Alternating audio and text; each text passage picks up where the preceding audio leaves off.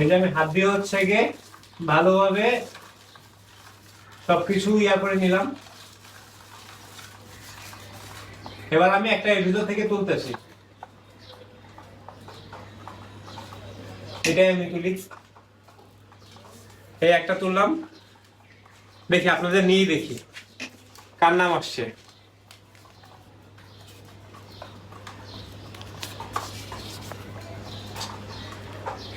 অবশেষে তামিমের নামটা উঠলো।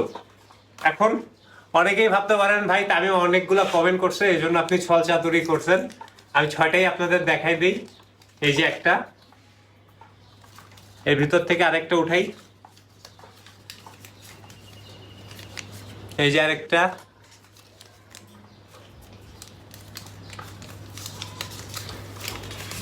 এই যে আরেকটা,